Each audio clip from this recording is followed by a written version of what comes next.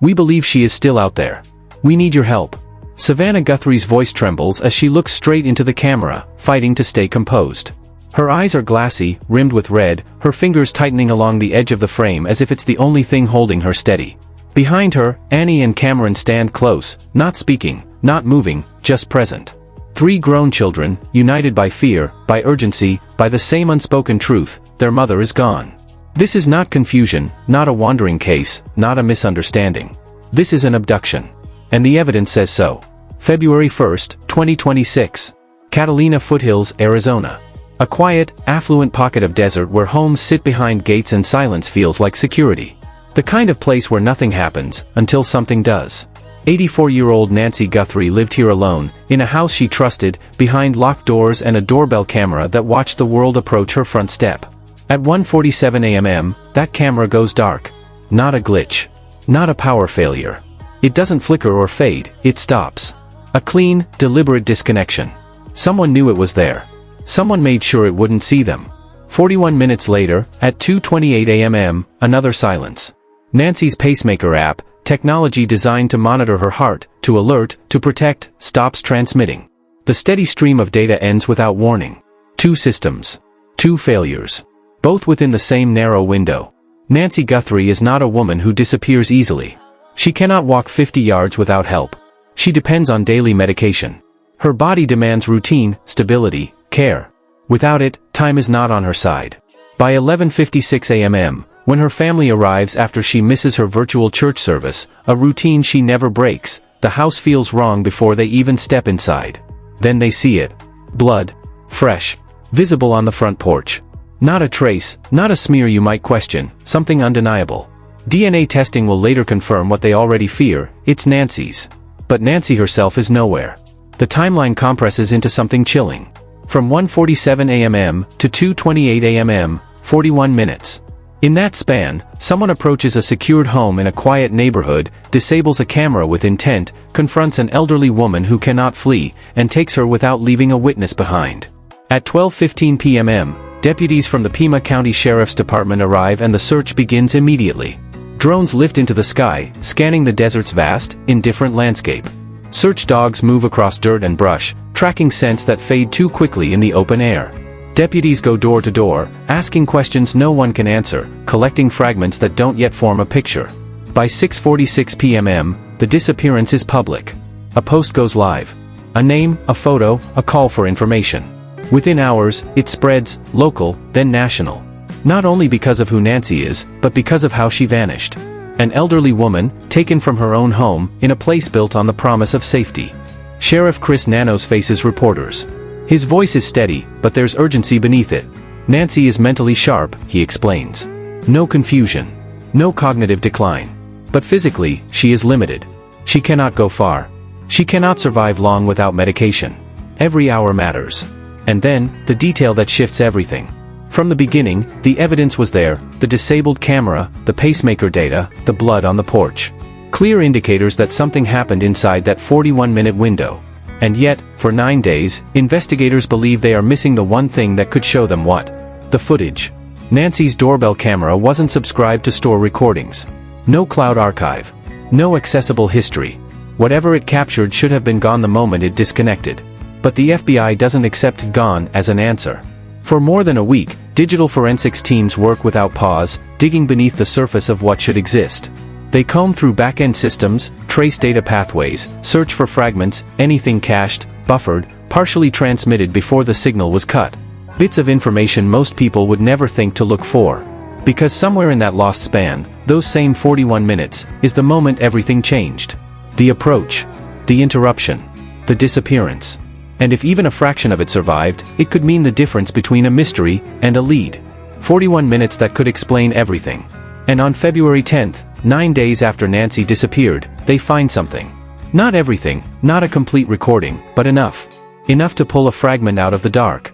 The FBI confirms they've recovered portions of the doorbell camera footage. And what it shows changes the shape of this case entirely. A figure appears. Masked. Deliberate. A black ski mask with rough openings cut for the eyes and mouth. Black gloves. A holstered firearm at the waist. A backpack slung over the shoulders, a black 25-liter Ozark Trail hiker pack, A common item, widely sold, easy to overlook in any crowd. Ordinary, except here, nothing about it feels ordinary. The figure steps toward Nancy Guthrie's front door with purpose. No hesitation. No uncertainty. A gloved hand reaches up and presses over the camera lens, trying to blind it. When that fails to fully block the view, the person pivots, grabs a potted plant from the porch, and drags it into position, carefully angling it to obstruct the camera's line of sight. This isn't improvisation. This is awareness. This is intent. They knew the camera was there. They came ready to deal with it. At a press conference, FBI Director Kash Patel outlines what investigators were up against. Days spent chasing fragments, lost files, corrupted data, anything buried in the system's backend. What they recover isn't perfect, but it's enough to confirm the worst: an armed individual, at Nancy's door, actively interfering with the camera before it goes dark. The images released to the public are stark. Black and white stills. A frozen moment of intrusion. A face hidden, but a presence undeniable. A person who exists, who moved through that space, who stood on that porch in the early hours of February 1st. And now the question shifts. If you were the one analyzing that footage, where would you start? The backpack? The posture? The way the person moves, the efficiency of their actions? The small details that don't seem important, until they are? Within 24 hours of releasing the images, the response is immediate. Over 4,000 new tips flood into the Pima County Sheriff's Department. The FBI's lines light up. The total number of tips since Nancy vanished climbs past 13,000. Names, sightings, theories, possibilities. But none of them bring Nancy home. The 41-minute window has now stretched into 2 weeks of silence. No confirmed contact. No proof of life. Just evidence, clear, undeniable evidence, that this was not random. Someone watched Nancy Guthrie. Someone understood her routine, knew when she would be alone, knew how vulnerable she was. Someone knew about the doorbell camera and arrived prepared to neutralize it. This wasn't chance. This wasn't impulse. This was planned. And somewhere, someone knows exactly what happened during those 41 minutes. The question that has followed this case from the beginning doesn't fade, it sharpens. Where is Nancy Guthrie? The FBI announces a $100,000 reward for information leading to an arrest. It's a number designed to break silence, to push someone, anyone, past hesitation. Because investigators are convinced of one thing: the person in that footage is not invisible. That backpack exists in the real world. That movement, that build, that behavior, someone recognizes it. Someone has seen something. But time keeps moving. Hours become days. Days become weeks. And still, nothing concrete. No communication from a kidnapper. No discovery of a body. Just the same narrow slice of time, 41 minutes, holding all the answers, while everything beyond it remains unknown. By the time investigators fully secure Nancy's home, by the time a forensic tent rises over the front porch and specialists begin processing every inch of the scene, the suspect is long gone. Hours ahead. In those hours, distance becomes an advantage. A vehicle can cover hundreds of miles. Evidence can be erased. Plans can unfold without interruption. The recovered footage gives investigators their first real look at the person responsible. But it also confirms what they feared from the start. This was never an opportunity. It was a decision. A targeted, calculated abduction, executed with precision. And the timeline offers one more critical clue. At 2:28 a.m., when Nancy's pacemaker app stops transmitting, something definitive has already happened. That signal doesn't just vanish without cause. It suggests separation, from her phone, from the connection that allowed the device to report data. The phone could have been destroyed, disabled, or simply moved out of Bluetooth range. But the implication is the same. By 2:28 a.m., Nancy is no longer inside that house. She is already gone. Already in the control of whoever stood on that porch 41 minutes earlier. 9 hours pass before her family realizes something is wrong. 9 hours before anyone raises the alarm. And in those 9 hours, the person responsible has time to disappear, to create distance, to vanish into a world that, by morning, is just beginning to notice something is missing. And by then, they are already far away. They left evidence behind. Not just traces of movement, not just digital fragments, but physical proof that extended the case beyond speculation. The doorbell footage. The biological material on the porch.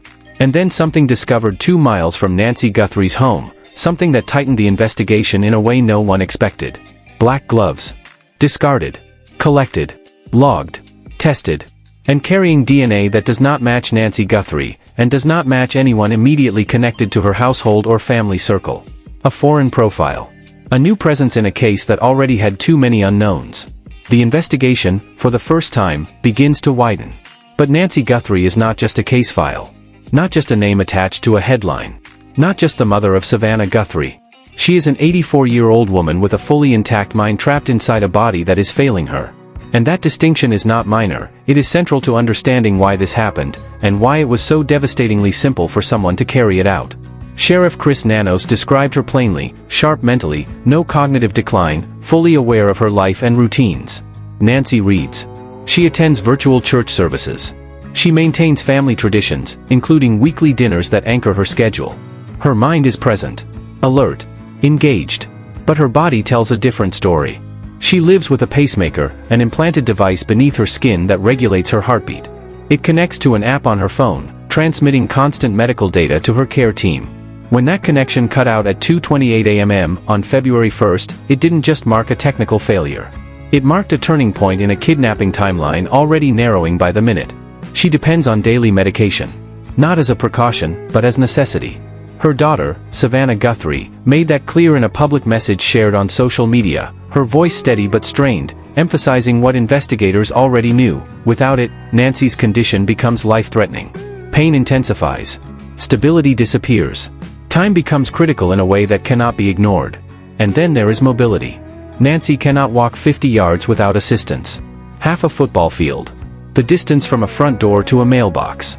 The kind of movement most people never think about twice. For her, it is a limit. A boundary. A reminder that independence has a physical edge. Which is why escape was never part of the equation. She could not outrun anything. Could not resist in any meaningful physical way. Could not survive prolonged exposure without care. Whoever targeted her understood that. They understood exactly what they were selecting. This was not random vulnerability. It was specific vulnerability. And it existed in a place that should have been safe. Catalina Foothills, Arizona, an affluent suburb outside Tucson, quiet streets, low crime, homes designed for privacy and comfort.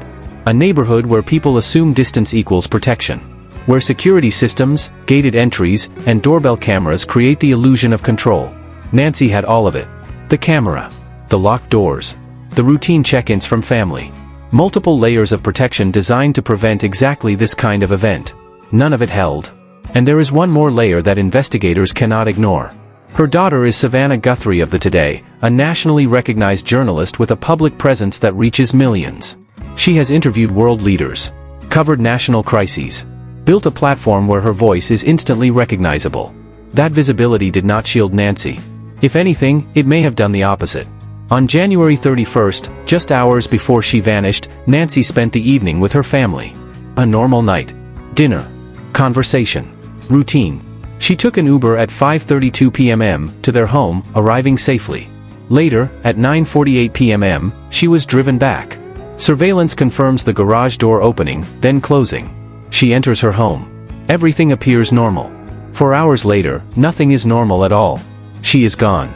That gap, between 1:47 a.m. and 2:28 a.m., becomes everything. Because it defines what kind of event this was. Not opportunistic. Not chaotic. Controlled.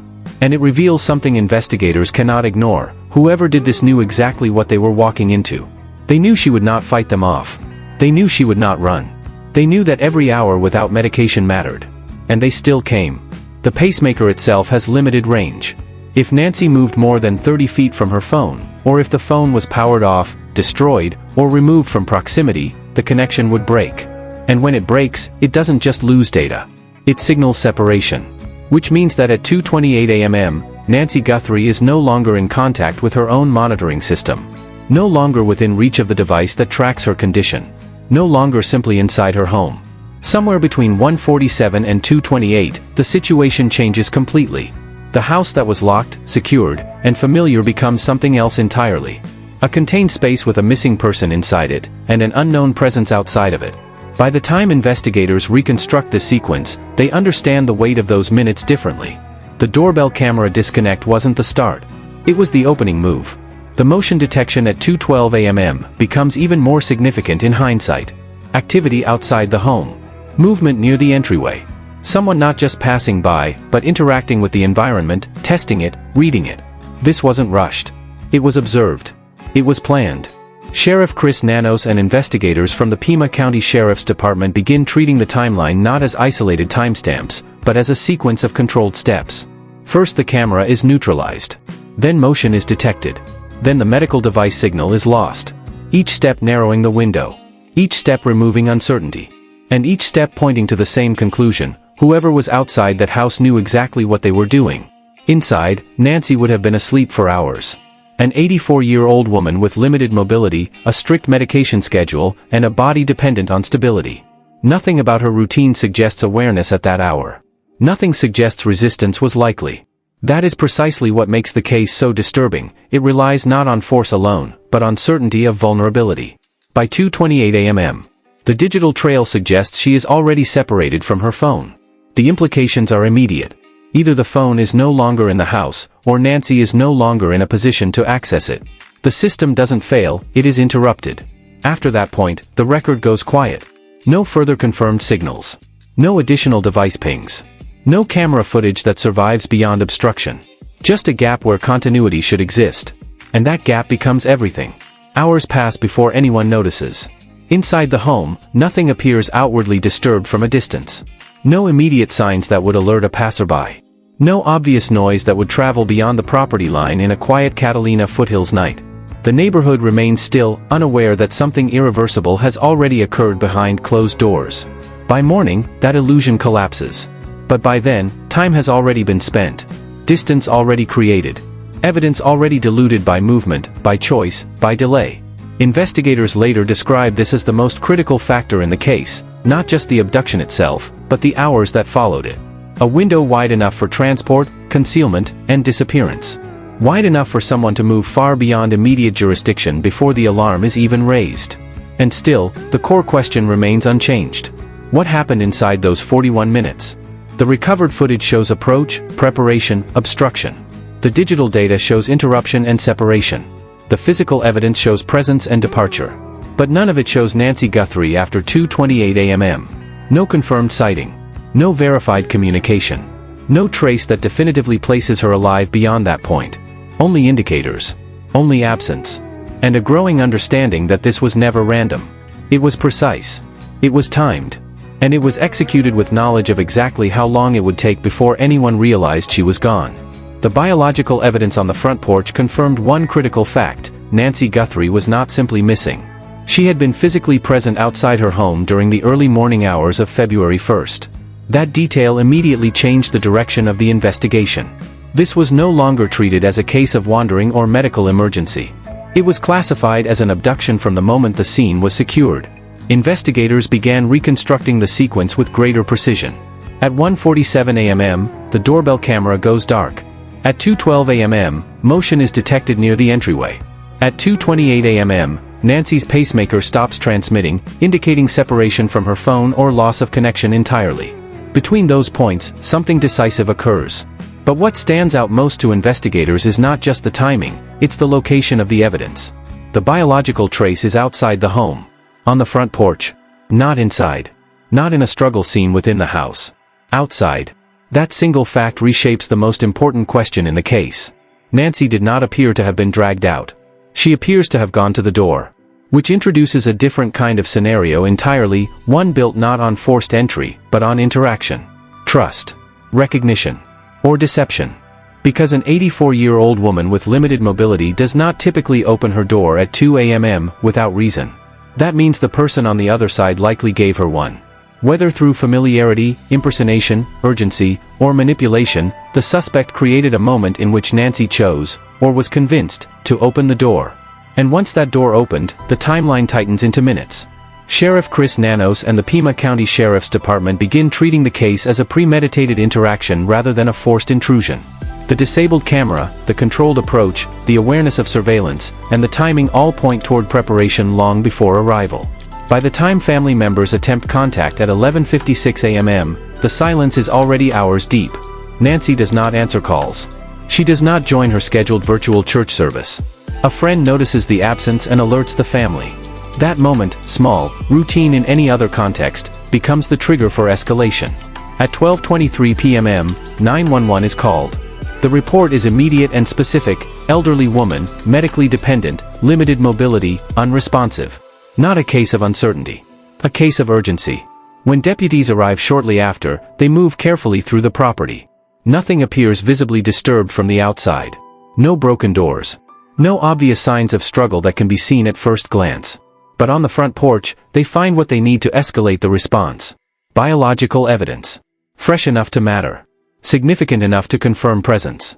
DNA testing later confirms it belongs to Nancy Guthrie. From that point forward, the response expands rapidly. The residence is secured.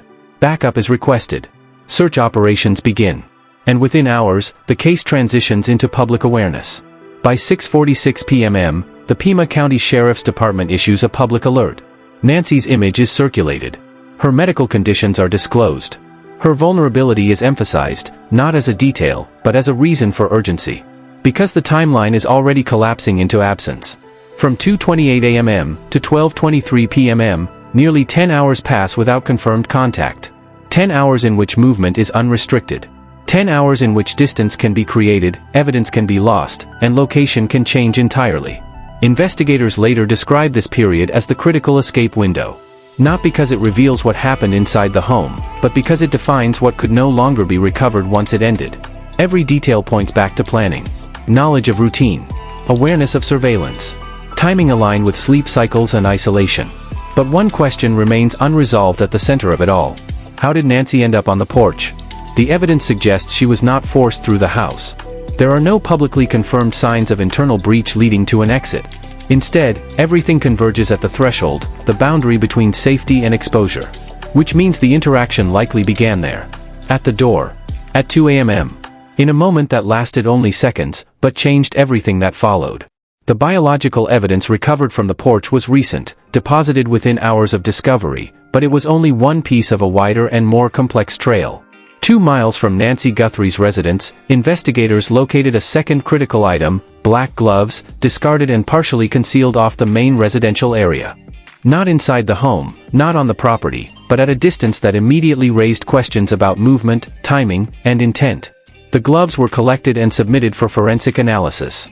Days later, Sheriff Chris Nanos confirmed that DNA recovered from the gloves did not match Nancy Guthrie or any known individuals in her immediate circle. The profile was foreign. Unidentified. Potentially belonging to the suspect. But the location of the gloves complicated the interpretation. 2 miles is not incidental distance. It suggests movement after the initial contact with the victim. It suggests either access to transportation or extended time on foot. And in a case involving an 84-year-old woman with severe mobility limitations, that raises immediate contradictions. If Nancy was being moved, she could not have covered that distance unaided.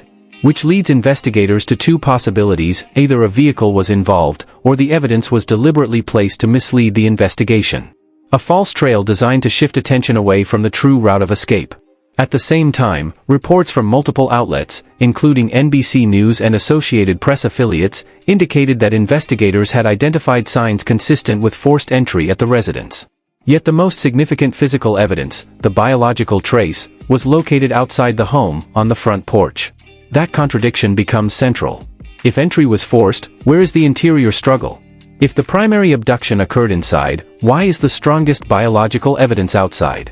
The scene does not align neatly with a single narrative. It aligns with movement at the threshold. As the investigation intensifies, the residence is converted into a controlled forensic environment. A privacy tent is erected over the porch, signaling full crime scene treatment. This is no longer a preliminary assessment, it is a detailed evidence recovery operation.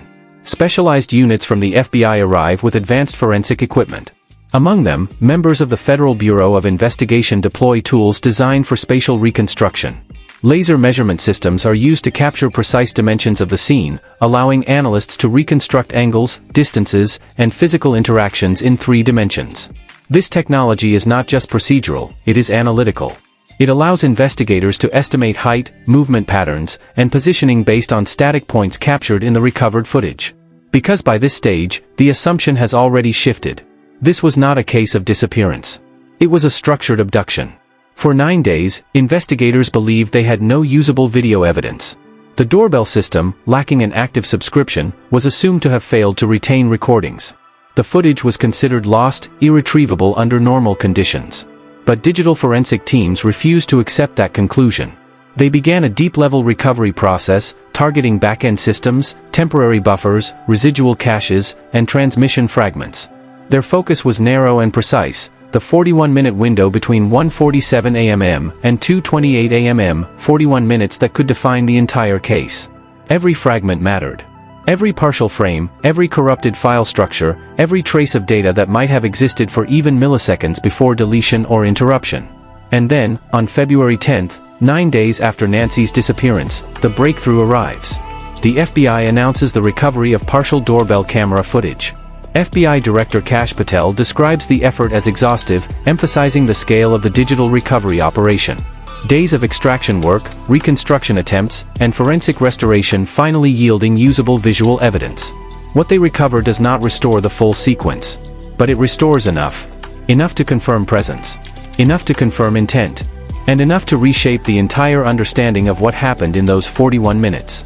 The recovered footage presents a sequence that investigators describe as methodical, controlled, and unmistakably intentional. A masked figure stands at Nancy Guthrie's front door. Black ski mask. Eye and mouth openings cut roughly into the fabric. Black gloves covering both hands. A holstered firearm visible at the waist. And a black backpack strapped firmly across the shoulders, distinct, functional, and later identified as a 25-liter Ozark Trail hiking pack. The figure does not hesitate. They approach the door with deliberate pace, as though familiar with what they are about to encounter. When they reach the entryway, the first action is immediate. A gloved hand rises and presses directly over the camera lens. The frame fills with black, but not completely. The attempt is partial, imperfect. And that detail matters. Because it shows awareness, not certainty. The camera is not discovered by accident, it is anticipated. When the hand fails to fully block the feed, the figure changes approach. They step aside, scan the porch, and retrieve a potted plant. With controlled movement, they reposition it beneath the camera, angling it precisely until the lens is obstructed. Only then does the image degrade and cut toward darkness. This is not improvisation. It is adjustment. It is problem-solving in real time. Investigators reviewing the footage conclude that the individual understood surveillance systems and knew how to neutralize them without drawing attention to themselves. That level of preparation shifts the interpretation of the entire encounter. The suspect was not surprised to be recorded. They were prepared to be seen, and to stop it. When the FBI releases the footage publicly, it is accompanied by enhanced analysis from the Federal Bureau of Investigation. Using laser-based measurements taken at the scene and fixed spatial reference points visible in the video, forensic specialists construct a profile of the individual's physical characteristics. Estimated height, 5 feet 9 inches to 5 feet 10 inches. Average build. No distinguishing bulk or size that would stand out in a crowd. The kind of physical profile that blends easily into ordinary environments. But it is not the body that draws the most attention. It is the backpack. A black 25-liter Ozark Trail hiking pack. A private label product sold exclusively through Walmart. Common, inexpensive, widely available, but specific enough to matter when traced, identified, and compared. Investigators highlight it for a reason. It becomes one of the few tangible identifiers in a case otherwise defined by concealment. The FBI releases still images extracted from the footage. Grainy, monochrome frames showing the masked figure mid-action, hand raised to the camera, body angled toward the door, posture controlled rather than chaotic. These images circulate quickly after publication. Savannah Guthrie posts them publicly, attaching a direct appeal. A message aimed not at the suspect, but at the public. Someone out there recognizes this person. That appeal triggers immediate response.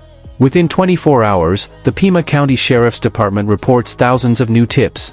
The FBI's national tip line surges past 13,000 total submissions. Names, guesses, interpretations, false leads, near misses, all flowing in at once. But none of it resolves the central absence. Nancy Guthrie is still missing. And the footage, while revealing, does not show what happens after the camera is obstructed. What it does show is intent. A sequence of actions executed without hesitation: approach, concealment attempt, adjustment, obstruction. Each step reinforcing the same conclusion: this was planned in advance, not improvised in the moment. The suspect did not arrive unsure. They arrived prepared. Gloves to prevent traces. Mask to conceal identity. Weapon for control.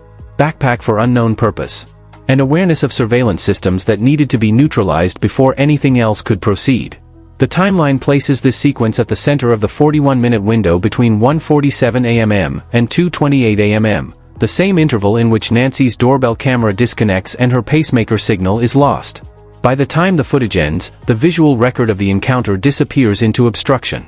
What follows is no longer captured. Only inferred. Only reconstructed. And still unanswered in the most important way. Where Nancy Guthrie is after that moment remains unknown. And everything investigators have recovered only sharpens that uncertainty rather than resolving it. The detail about the backpack becomes one of the most important investigative threads. Because it is not just an object, it is traceable.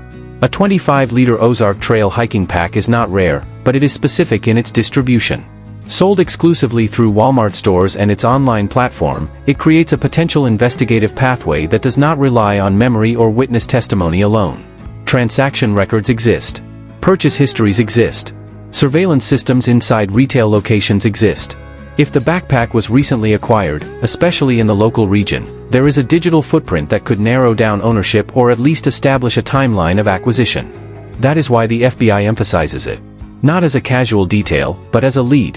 When the updated suspect description is released on February 12, it is accompanied by this intent, to move beyond general identification and into specific recognition. The public is not being asked to guess. They are being asked to recall. Someone saw this person.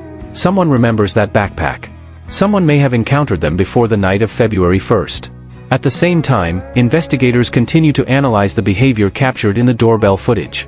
The ski mask, while expected for concealment, raises its own questions. Tucson nights in early February are cool but not extreme. Temperatures typically fall into the 40s and low 50s Fahrenheit. Cold enough for discomfort, but not cold enough to require heavy facial coverage for weather alone. Which reinforces the conclusion, the mask was not about comfort. It was about identity protection.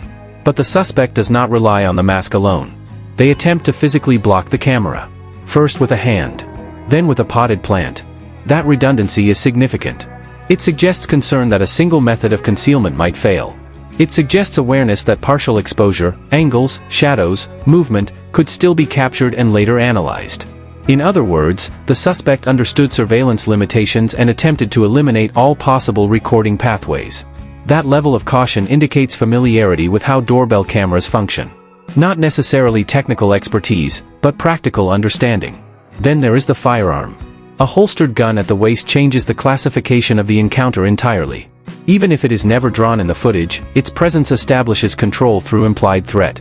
For an 84-year-old woman with severe mobility limitations, the introduction of a weapon, visible, accessible, and present, eliminates nearly all meaningful resistance. Investigators interpret this not as escalation, but as assurance. A guarantee of compliance if needed. The FBI's language reflects that assessment, an armed individual actively tampering with surveillance equipment at the entrance of Nancy Guthrie's home. Each term is deliberate. Armed. Individual. Tampering. Each one narrowing the interpretation of randomness further away. When Savannah Guthrie posts the surveillance images publicly on Instagram, the message is direct and urgent. She identifies the figure not as a mystery, but as a person someone out there must recognize. Contact information for both the FBI and the Pima County Sheriff's Department is shared alongside the images. The response is immediate and overwhelming. Within 24 hours, more than 4,000 tips are submitted to local authorities. Nationally, the FBI's total intake surpasses 13,000 reports connected to the case. Names are suggested. Faces are compared. Theories multiply. To focus the influx, the FBI increases the reward to $100,000 for information leading to an arrest or conviction. The goal is not volume, it is precision. Filtering signal from noise. But even with the surge in public attention, the core problem remains unchanged. The face is still hidden. The identity is still unknown. And Nancy Guthrie is still missing. The footage represents a paradox for investigators. It is the most direct visual evidence they have of the suspect, and yet it withholds the one detail that matters most. Everything about the figure is observable except who they are. Height can be estimated. Build can be approximated. Clothing can be identified and traced. Even the backpack can be tied to retail distribution networks. But none of it produces a name. Meanwhile, time continues to pass. And with each passing day, investigators are forced to confront an increasingly urgent reality. The longer Nancy remains unlocated, the narrower the possibilities become for survival. The footage has answered part of the question. It has shown who was at the door. But it has not answered the only question that matters now. Where she was taken, and whether she can still be found in time. Nearly 2 weeks have passed. Nearly 2 weeks without confirmed contact, without medication monitoring, without any sign of Nancy Guthrie's location being established. The gap is no longer just a window in time, it has become the defining condition of the entire investigation.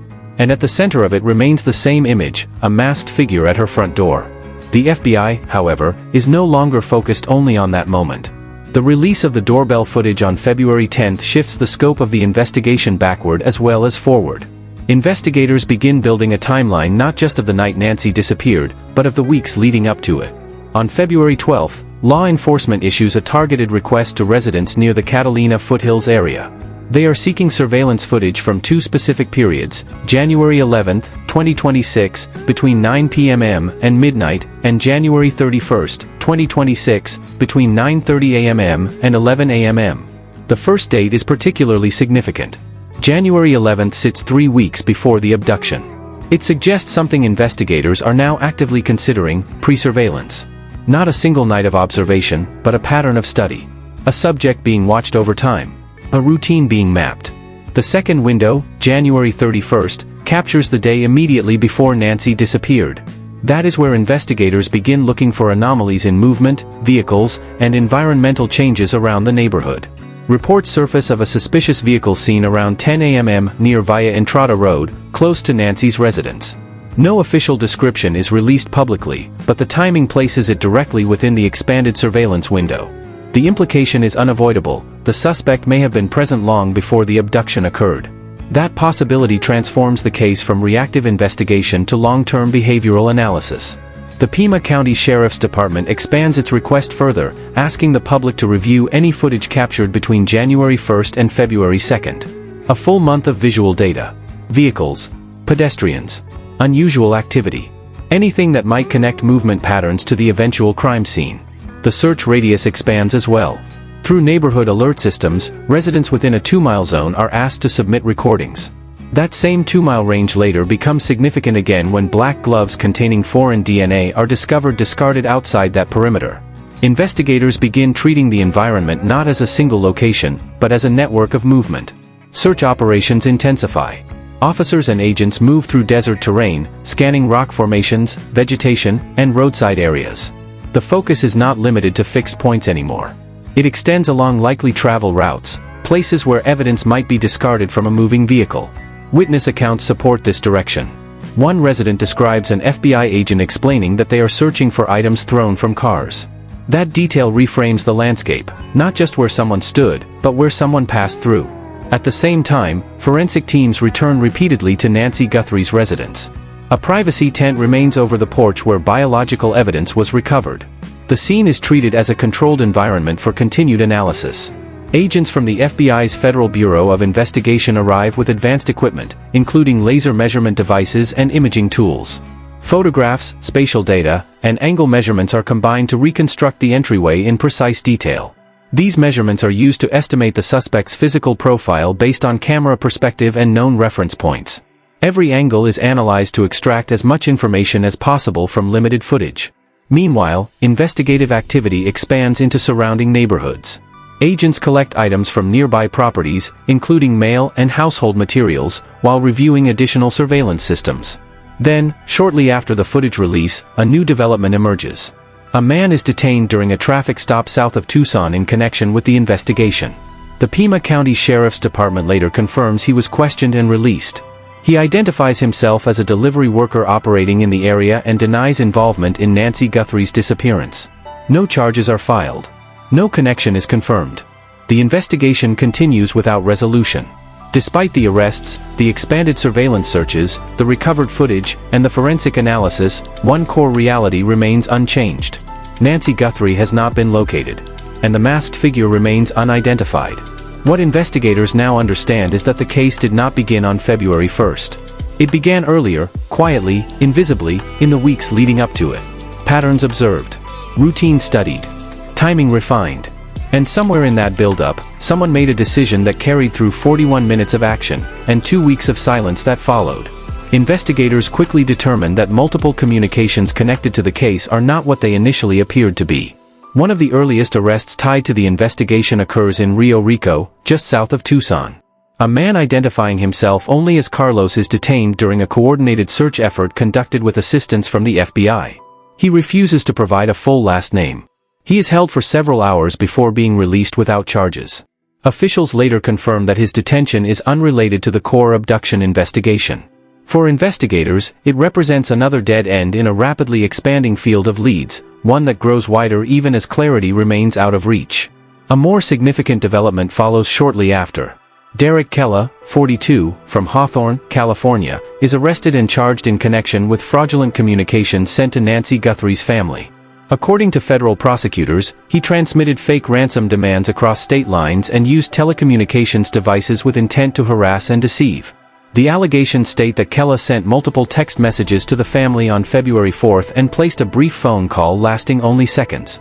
He later appears in federal court in Tucson, where he is released under strict conditions, including electronic monitoring, travel restrictions between California and Arizona, and a prohibition on contacting any witnesses or involved parties. Despite the seriousness of the charges, authorities make clear that Kella is not connected to Nancy Guthrie's disappearance itself. He is not the masked figure from the doorbell footage. He is not part of the physical abduction timeline. Instead, he represents a separate layer of disruption, one that emerges in parallel to the investigation and complicates it further.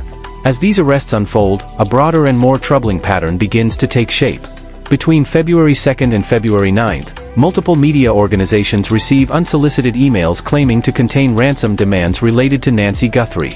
One message sent to a television outlet outlines payment instructions and deadlines, including demands tied to specific dates in February. Another message sent to a national media organization references alleged knowledge of the abductors and requests payment in cryptocurrency in exchange for information. A third communication escalates the claim further, suggesting international involvement in the abduction. None of these messages are delivered directly to the family. Instead, they are routed through news organizations. That detail becomes critical for investigators. In most kidnapping cases involving ransom demands, communication is direct, controlled, and private, intended to limit exposure and maintain leverage over the victim's family. The decision to route demands through media outlets ensures immediate public visibility and rapid law enforcement awareness. Which raises an essential question: is this strategy intentional, or is it the result of imitation and opportunism? Law enforcement begins to consider two possibilities. Either the sender lacks experience in coordinated criminal negotiation, or the messages are not genuine ransom communications at all. The FBI treats all submissions as potential interference until proven otherwise. Meanwhile, the Guthrie family continues to engage publicly in an effort to maintain pressure and communication. Savannah Guthrie, joined by her siblings Annie and Cameron, releases statements directly addressing anyone holding information about their mother. Their message is consistent: they are willing to cooperate, willing to negotiate, and willing to do what is necessary to bring Nancy home, but only if proof of life is provided. That proof never arrives. No verified images. No confirmed audio. No credible evidence that Nancy is alive after the night of February 1. Deadlines tied to the ransom communications pass without consequence. February 5 comes and goes. February 9 follows the same pattern. No validated follow-up. No confirmed exchange. No contact that withstands forensic scrutiny. Then, with growing public attention and investigative pressure, authorities move forward with the arrest of Derek Kella. Federal prosecutors emphasize that his actions, while disruptive and deeply distressing to the family, are separate from the abduction itself.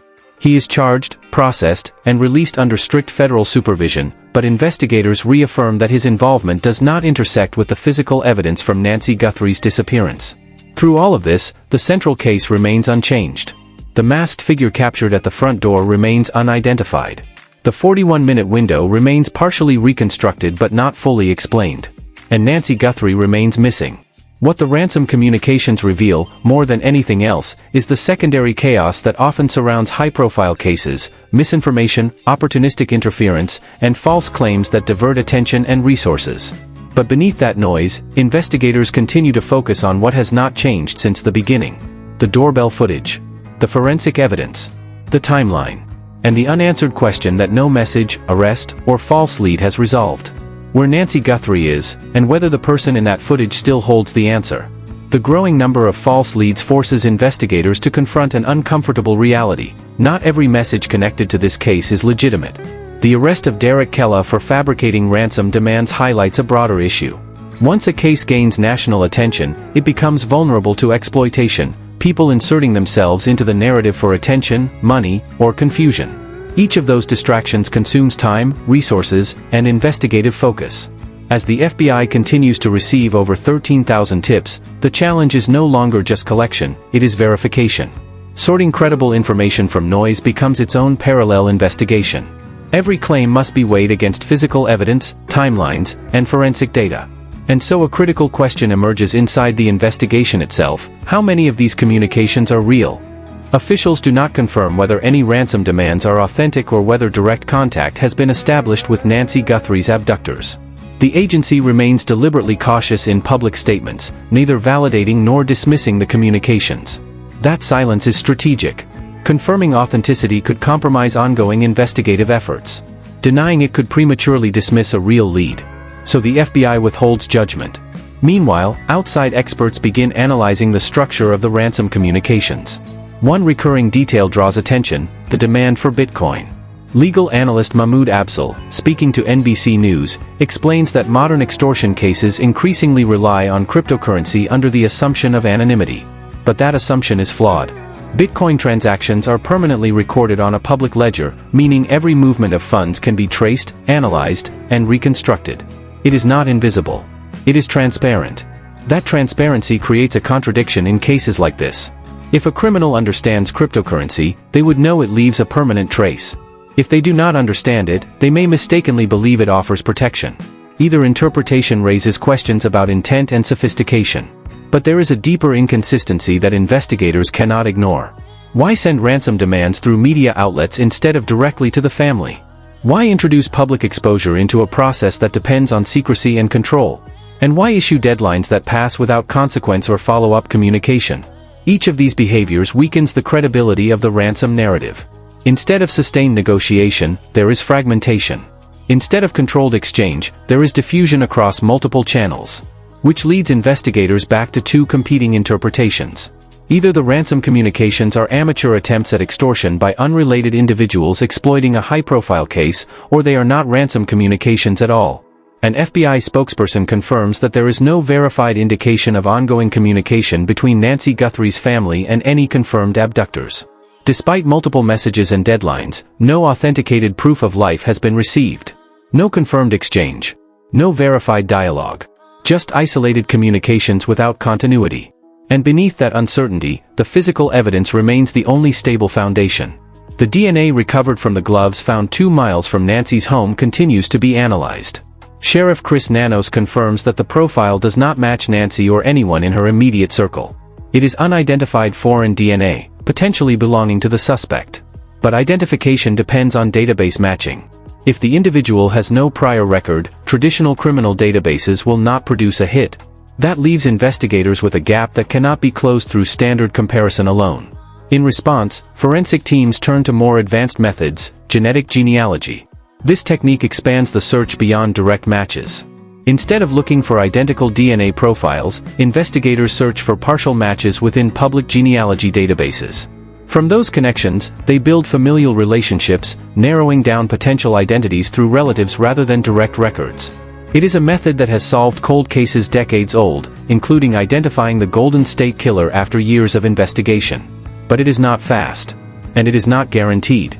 Each step requires verification, ethical review, and careful reconstruction of family trees based on partial genetic overlap. As this process begins, investigators are working on 2 parallel tracks, one focused on digital deception and false communications, and another focused on biological evidence that may eventually identify the person responsible. But both tracks lead back to the same unresolved core. Nancy Guthrie is still missing. No ransom demand has been confirmed as real. No suspect has been identified. And every new lead only reinforces how many paths exist that do not lead to her. Walking 2 miles while controlling or moving an elderly woman with severe mobility limitations is not a plausible scenario. That detail forces investigators to consider that transportation was involved at some stage of the timeline, whether before, during, or after the initial contact. The presence of distance-separated evidence also introduces another possibility: staging. Evidence may not always reflect a direct path of movement. It can be intentionally placed to mislead investigators, create confusion, or simulate a trajectory that did not actually occur. This is why the case cannot be interpreted through a single linear sequence. Every physical clue must be weighed against behavioral plausibility, timing, and environmental constraints. The biological evidence on the porch remains one of the most significant anchors in the entire investigation. Its location outside the residence continues to shape competing theories about how the encounter began. No confirmed interior struggle has been publicly documented, which keeps attention focused on the threshold itself, the point of contact between inside and outside, safety and exposure. That threshold becomes the critical zone of uncertainty. Sheriff Chris Nanos and investigators from the Pima County Sheriff's Department continue evaluating two primary scenarios. In one, Nancy Guthrie opens the door voluntarily after recognizing or trusting the person outside. In the other, she is deceived into opening it through impersonation, authority, urgency, or fabricated emergency. Both scenarios share a common element: control achieved before physical force becomes necessary. The masked figure captured in the doorbell footage reinforces that control was planned in advance. The attempt to block the camera, followed by the repositioning of a physical object to obstruct visibility, demonstrates deliberate adaptation to surveillance. This is not reactive behavior. It is procedural. Investigators emphasize that level of preparation because it indicates familiarity with residential security systems. The suspect understood that visibility had to be eliminated before further action could proceed. Meanwhile, forensic reconstruction of the video continues. Using laser-based measurement systems and fixed reference points within the frame, analysts estimate the suspect's height at approximately 5 feet 9 inches to 5 feet 10 inches, with an average build. These measurements are derived through spatial calibration rather than visual estimation alone, increasing their reliability. However, physical description alone is insufficient for identification. The backpack remains one of the most actionable identifiers. The Ozark Trail 25-liter pack is widely distributed but traceable through retail systems. If purchased recently, it may correspond to transaction records, credit card activity, or surveillance footage from retail environments. If purchased earlier or acquired secondhand, the trail becomes significantly more complex. That uncertainty is central to the investigation's next phase. Every physical object becomes a potential data point. Every movement becomes a reconstructed hypothesis. At the same time, the pacemaker disconnection at 2:28 a.m. continues to serve as a critical timestamp. Because of its limited Bluetooth range, the system's signal loss strongly suggests separation from the paired phone. Whether that occurred through distance, destruction, or intentional disabling, the result is the same. By 2:28 a.m., the monitoring link is broken, which places a hard boundary on the timeline. After that moment, Nancy Guthrie is no longer in digital contact with her medical system. And after that point, every reconstruction becomes inference rather than direct observation. Investigators must therefore balance two parallel lines of inquiry: physical evidence and behavioral logic.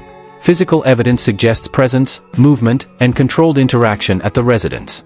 Behavioral logic raises questions about how an elderly woman with limited mobility could be engaged at that hour, and under what circumstances she would open her door. Those two lines converge on a narrow set of possibilities, but none can yet be confirmed. What remains consistent across all interpretations is intent. The sequence of actions captured on camera, approach, concealment attempt, obstruction, demonstrates forethought and preparation. Combined with the timing of the pacemaker disconnection and the location of biological evidence, investigators see a coordinated sequence rather than isolated events. Still, key questions remain unanswered. Who exactly was at the door? How Nancy was first engaged? And what occurred in the minutes immediately after the camera feed was obscured? Until those answers emerge, the investigation continues to expand outward, across digital records, physical terrain, and behavioral reconstruction, seeking the one missing connection that explains how all these fragments fit together. The growing pattern of contradictions in the case forces investigators to reconsider every assumption they have made so far. The distance at which evidence is found, such as the black gloves discovered 2 miles from Nancy Guthrie's home, continues to be one of the most debated elements. 2 miles is too far to dismiss as incidental, yet too close to ignore as part of a broader movement pattern. That ambiguity leaves investigators with two competing interpretations. Either the suspect was deliberately dispersing evidence to mislead the search effort, or the disposal occurred under pressure, without time for careful planning. If a vehicle was involved, as most analysts now believe, then the decision to discard items at a relatively short distance from the scene becomes even more complex. A controlled offender would typically travel farther before disposing of incriminating materials. The fact that this did not happen suggests either urgency, disruption, or a breakdown in the original plan. This is where the investigative narrative shifts from structure to instability. The initial execution of the event appears highly organized: surveillance awareness, camera obstruction, timing precision, and controlled entry behavior. But the aftermath, fragmented evidence, inconsistent disposal patterns, and multiple conflicting communications, introduces signs of disorder. That contrast becomes central to how investigators evaluate intent.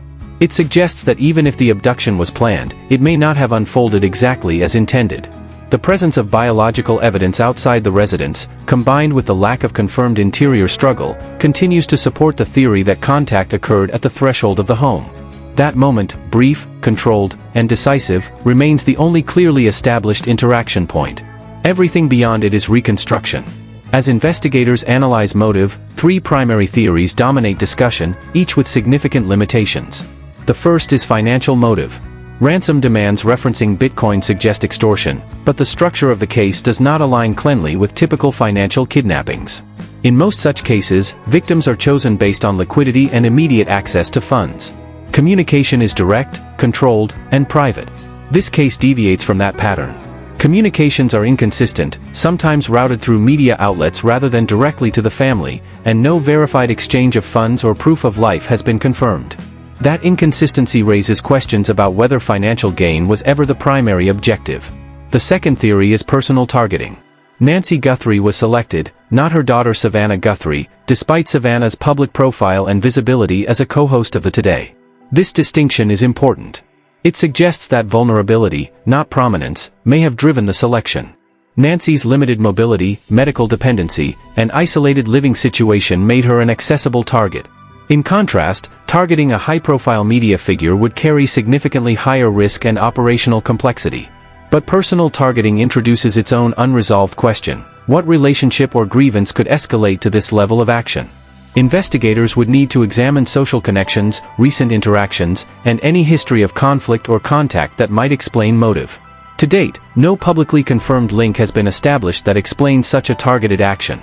The third theory is influence or leverage.